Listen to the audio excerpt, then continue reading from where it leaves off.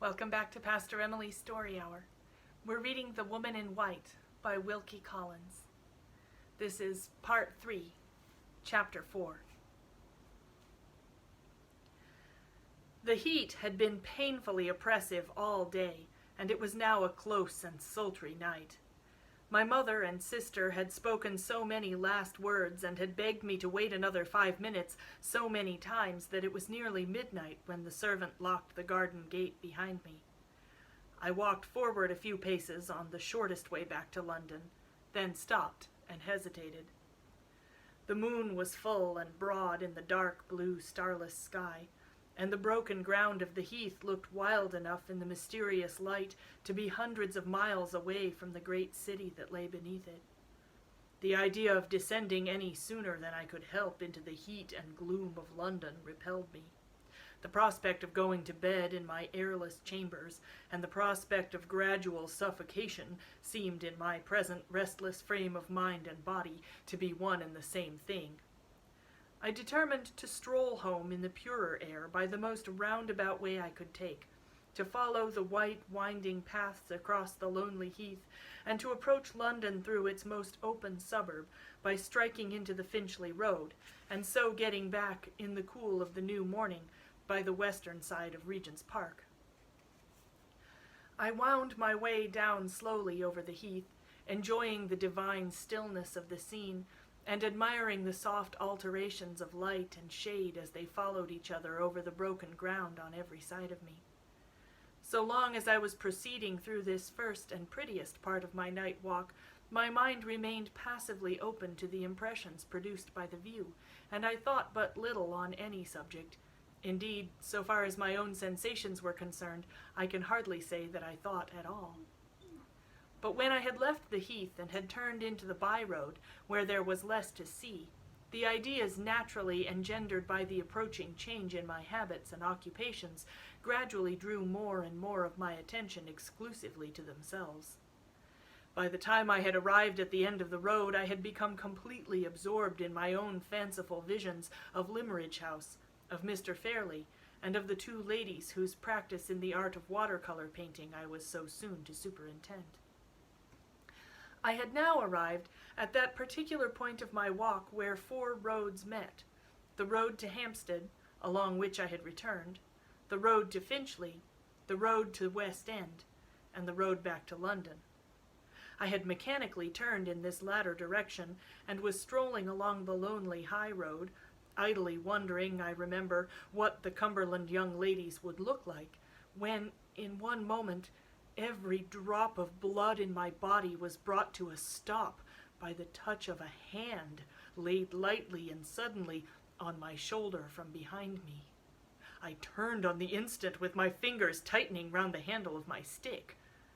There, in the middle of the broad, bright high road, there, as if it had sprung out of the earth or dropped from the heaven, stood the solitary figure of a woman, dressed from head to foot in white garments, her face bent in grave inquiry on mine, her hand pointing to the dark cloud over London as I faced her. I was far too seriously startled by the suddenness with which this extraordinary apparition stood before me in the dead of night and in that lonely place to ask what she wanted. The strange woman spoke first. "Is that the road to London?" she said. I looked attentively at her as she put that singular question to me. It was then nearly 1 o'clock. All I could discern distinctly by the moonlight was a colorless, youthful face, meager and sharp to look at about the cheeks and chin, large, grave, wistfully attentive eyes, nervous, uncertain lips, and light hair of a pale brownish-yellow hue. There was nothing wild, nothing immodest in her manner. It was quiet and self-controlled, a little melancholy and a little touched by suspicion, not exactly the manner of a lady, and at the same time not the manner of a woman in the humblest rank of life. The voice, little as I had yet heard of it, had something curiously still and mechanical in its tones, and the utterance was remarkably rapid. She held a small bag in her hand, and her dress, bonnet, shawl, and gown, all of white, was, so far as I could guess, certainly not composed of very delicate or very expensive materials. Her figure was slight, and rather above the average height, her gait and actions free from the slightest approach to extravagance. This was all that I could observe of her in the dim light and under the perplexingly strange circumstances of our meeting. What sort of a woman she was, and how she came to be out alone in the high road an hour after midnight, I altogether failed to guess. The one thing of which I felt certain was that the grossest of mankind could not have misconstrued her motive in speaking, even at that suspiciously late hour and in that suspiciously lonely place. "Did you hear me?" she said, still quietly and rapidly, and without the least fretfulness or impatience. "I asked if that was the way to London." "Yes," I replied, that is the way. It leads to St. John's Wood and the Regent's Park. You must excuse my not answering you before. I was rather startled by your sudden appearance in the road, and I am even now quite unable to account for it." "You don't expect me of doing anything wrong, do you? I have done nothing wrong. I have met with an accident. I am very unfortunate in being here alone so late. Why do you suspect me of doing wrong?" She spoke with unnecessary earnestness and agitation, and shrank back from me several paces. I did my best to reassure her. "Oh, pray don't suppose that I have any idea of suspecting you," I said, "or any other wish than to be of assistance to you if I can. I only wondered at your appearance in the road because it seemed to me to be empty the instant before I saw you." She turned and pointed back to a place at the junction of the road to London and the road to Hampstead, where there was a gap in the hedge. "I heard you coming," she said, "and hid there to see what sort of man you were before I risked speaking. I doubted and feared about it till you passed, and then I was obliged to steal after you and touch you." Steal after me and touch me? Why not call to me? Strange, to say the least of it. "May I trust you?" she asked. "You don't think the worse of me because I have met with an accident?" She stopped in confusion, shifted her bag from one hand to the other, and sighed bitterly. The loneliness and helplessness of the woman touched me. The natural impulse to assist her and spare her got the better of judgment, caution, worldly tact, which an older, wiser, and colder man might have summoned to help him in this strange emergency. "You may trust me for any harmless purpose," I said. "If it troubles you to explain your strange situation to me, don't think of returning to the subject again. I have no right to ask you for any explanations. Tell me how I can help you, and if I can, I will." "You are very kind, and I am very, very thankful to have met you." The first touch of womanly tenderness that I had yet heard from her trembled in her voice as she said the words, but no tears glistened in those large, wistfully attentive eyes of hers, which were still fixed on me. "I have only been in London once before," she went on, more and more rapidly, "and I know nothing about that side of it yonder. Can I get a fly, or a carriage of any kind? Is it too late? I don't know. If you could show me where to get a fly, and if you will only promise not to interfere with me, and to let me leave you when and how I please. I have a friend in London who will be glad to receive me. I want nothing else. Will you promise?" She looked anxiously up and down the road, shifted her bag again from one hand to the other, repeated the words, "Will you promise?" and looked hard in my face, with a pleading fear and confusion that it troubled me to see. What could I do? Here was a stranger utterly and helplessly at my mercy, and that stranger a forlorn woman. No house was near, no one was passing whom I could consult, and no earthly right existed on my part to give me a power of control over her, even if I had known how to exercise it. I trace these lines self-distrustfully, with the shadows of after events darkening the very paper I write on, and still, I say, what could I do? What I did do was to try to gain time by questioning her. "Are you sure that your friend in London will receive you at such a late hour as this?" I said. "Quite sure. Only say that you will let me leave you when and how I please. Only say you won't interfere with me. Will you promise?" As she repeated the words for a third time, she came close to me and laid her hand with a sudden gentle stealthiness on my bosom. A thin hand, a cold hand when I removed it with mine, even on that sultry night. Remember that I was young. Remember that the hand which touched me was a woman's. Will you promise? Yes. One word. The little familiar word that is on everybody's lips every hour in the day. Oh me, and I tremble now when I write it. We set our faces towards London and walked on together in the first still hour of the new day, I and this woman whose name, whose character, whose story, whose objects in life, whose very presence by my side at that moment were fathomless mysteries to me. It was like a dream. Was I Walter Hartright? Was this the well-known, uneventful road where holiday people strolled on Sundays? Had I really left, little more than an hour since, the quiet, decent, conventionally domestic atmosphere of my mother's cottage? I was too bewildered, too conscious also of a vague sense of something like self-reproach, to speak to my strange companion for some minutes. It was her voice again that first broke the silence between us. I want to ask you something, she said suddenly. Do you know many people in London? Oh, yes, a great many. Many men of rank and title? There was an unmistakable tone of suspicion in the strange question. I hesitated about answering it. Some, I said, after a moment's silence. Many... She came to a full stop and looked me searchingly in the face. Many men of the rank of baronet. Too much astonished to reply, I questioned her in my turn. Why do you ask? Because I hope, for my own sake, there is one baronet that you do not know. Will you tell me his name? I can't. I daren't. I forget myself when I mention it. She spoke loudly and almost fiercely, raised her clenched hand in the air and shook it passionately, then, on a sudden, controlled herself again and added in tones lowered to a whisper, "Tell me which of them you know." I could hardly refuse to humor her in such a trifle, and I mentioned 3 names. 2, the names of fathers of families whose daughters I taught. 1, the name of a bachelor who had once taken me a cruise in his yacht to make sketches for him. "Oh, you don't know him," she said with a sigh of relief. "Are you a man of rank and title yourself?" "Far from it. I am only a drawing master."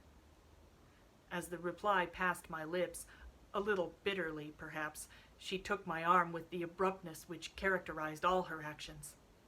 "Not a man of rank and title," she repeated to herself. "Thank God, I may trust him."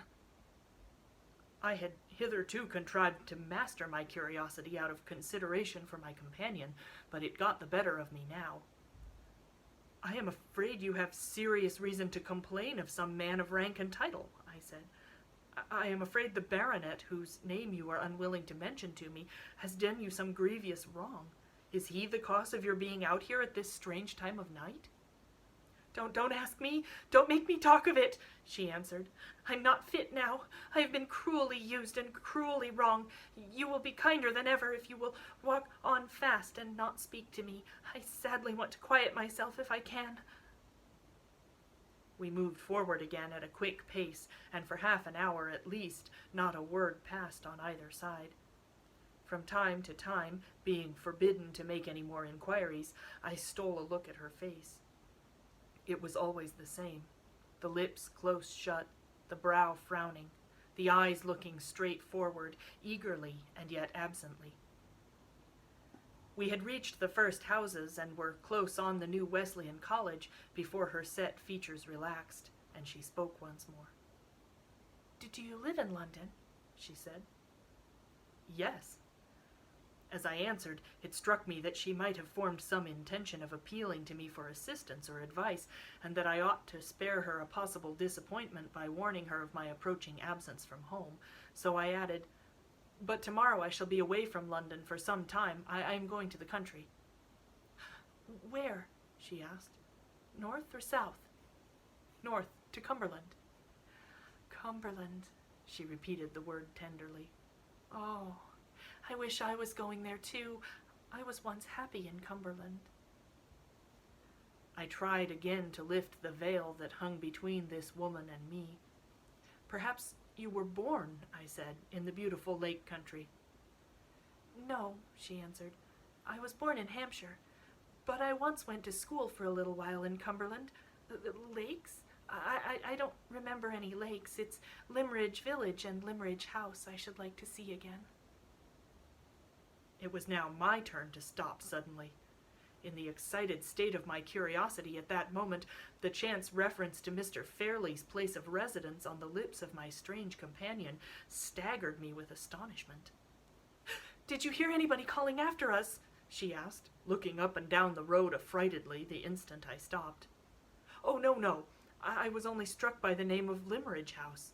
I heard it mentioned by some Cumberland people a few days since." "Ah, not my people. Mrs. Fairley is dead, and her husband is dead, and their little girl may be married and gone away by this time. I can't say who lives at Limmeridge now. If there are any more left there of that name, I only know and love them for Mrs. Fairley's sake." She seemed about to say more, but while she was speaking we came within view of the turnpike at the top of the avenue road. Her hand tightened on round my arm, and she looked anxiously at the gate before us. "Is the turnpike man looking out?" she asked. He was not looking out. No one else was near the place when we passed through the gate. The sight of the gas lamps and houses seemed to agitate her and to make her impatient. "This is London," she said. Do you see any carriage I can get? I am tired and frightened. I want to shut myself in and be driven away." I explained to her that we must walk a little further to get to a cab stand, unless we were fortunate enough to meet with an empty vehicle, and then tried to resume the subject of Cumberland. It was useless. That idea of shutting herself in and being driven away had now got full possession of her mind. She could think and talk of nothing else. We had hardly proceeded a third of the way down the avenue road when I saw a cab draw up at a house a few doors below us on the opposite side of the way. A gentleman got out and let himself in at the garden door. I hailed the cab as the driver mounted the box again. When we crossed the road, my companion's impatience increased to such an extent that she almost forced me to run. "It's so late," she said. I am only in a hurry because it's so late." "I can't take you, sir, if you're not going towards Tottenham Court Road," said the driver civilly when I opened the cab door. "My horse is dead beat, and I can't get him no further than the stable." "Oh, yes, that will do for me. I am going that way. She spoke with breathless eagerness and pressed by me into the cab. I had assured myself that the man was sober as well as civil before I let her enter the vehicle, and now, when she was seated inside, I entreated her to let me see her set down safely at her destination. "Oh, no, she said vehemently. "I am quite safe and quite happy now. If you are a gentleman, remember your promise. Let him drive on till I stop him. Thank you. Oh, thank you. My hand was on the cab door. She caught it in hers, kissed it, and pushed it away. The cab drove off. At the same moment, I started into the road with some vague idea of stopping it again. I hardly knew why, hesitated from dread of frightening and distressing her, called at last, but not loudly enough to attract the driver's attention. The sound of the wheels grew fainter in the distance. The cab melted into the black shadows on the road. The woman in white was gone. 10 minutes or more had passed. I was still on the same side of the way, now mechanically walking forward a few paces, now stopping again absently. At one moment I found myself doubting the reality of my own adventure. At another, I was perplexed and distressed by an uneasy sense of having done wrong, which left me confusedly ignorant of how I could have done right. I hardly knew where I was going or what I meant to do next. I was conscious of nothing but the confusion of my own thoughts when I was abruptly recalled to myself, awakened, I might almost say, by the sound of rapidly approaching wheels close behind me. I was on the dark side of the road in the thick shadow of some garden trees when I stopped to look round. On the opposite and lighter side of the way, a short distance below me, a policeman was strolling along in the direction of Regent's Park. The carriage passed me, an open chaise driven by 2 men. "Stop!" cried one. "There's a policeman. Let's ask him." The horse was instantly pulled up a few yards beyond the dark place where I stood. "Policeman," cried the first speaker, "have you seen a woman pass this way?" "What sort of woman, sir?" "A woman in a lavender-colored gown." No, interposed the second man. "The clothes we gave her were found on her bed. She must have gone away in the clothes she wore when she came to us. In white, policeman. A woman in white." "I haven't seen her, sir." "If you or any of your men meet with the woman, stop her and send her in careful keeping to that address. I'll pay all the expenses and a fair reward into the bargain." The policeman looked at the card that was handed down to him. Why are we to stop her, sir? What has she done?" "Done? She has escaped from my asylum. Don't forget, a woman in white. Drive on." 5. She has escaped from my asylum. I cannot say with truth that the terrible inference which those words suggested flashed upon me like a new revelation. Some of the strange questions put to me by the woman in white, after my ill-considered promise to leave her free to act as she pleased, had suggested the conclusion either that she was naturally flighty and unsettled, or that some recent shock of terror had disturbed the balance of her faculties. But the idea of absolute insanity, which we all associate with the very name of an asylum, had, I can honestly declare, never occurred to me in connection with her. I had seen nothing in her language or her actions to justify it at the time, and even with the new light thrown on her by the words which the stranger had addressed to the policeman, I could see nothing to justify it now. What had I done? Assisted the victim of the most horrible of all false imprisonments to escape, or cast loose on the wide world of London an unfortunate creature whose actions it was my duty, and every man's duty, mercifully to control? I turned sick at heart when the question occurred to me, and when I felt self-reproachfully that it was asked too late. In the disturbed state of my mind, it was useless to think of going to bed. When I at last got back to my chambers in Clement's Inn, before many hours elapsed, it would be necessary to start on my journey to Cumberland. I sat down and tried first to sketch, then to read, but the woman in white got between me and my pencil, between me and my book. Had the forlorn creature come to any harm? That was my first thought, though I shrank selfishly from confronting it. Other thoughts followed, on which it was less harrowing to dwell. Where had she stopped the cab? What had become of her now? Had she been traced and captured by the men in the chase? Or was she still capable of controlling her own actions, and were we two following our widely parted roads toward one point in the mysterious future at which we were to meet once more? It was a relief when the hour came to lock my door, to bid farewell to London pursuits, London pupils, and London friends, and to be in movement again toward new interests and a new life. Even the bustle and confusion at the railway terminus, so wearisome and bewildering at other times, roused me and did me good. My traveling instructions directed me to go to Carlisle, and then to diverge by a branch railway which ran in the direction of the coast. As a misfortune to begin with, our engine broke down between Lancaster and Carlisle. The delay occasioned by this accident caused me to be too late for the branch train, by which I was to have gone on immediately. I had to wait some hours, and when a later train finally deposited me at the nearest station to Limmeridge House, it was past 10, and the night was so dark that I could hardly see my way to the pony chaise, which Mr. Fairley had ordered to be in waiting for me. The driver was evidently discomposed by the lateness of my arrival. He was in that state of highly respectful sulkiness which is peculiar to English servants. We drove away slowly through the darkness in perfect silence. The roads were bad, and the dense obscurity of the night increased the difficulty of getting over the ground quickly. It was, by my watch, nearly an hour and a half from the time of our leaving the station before I heard the sound of the sea in the distance and the crunch of our wheels on a smooth gravel drive.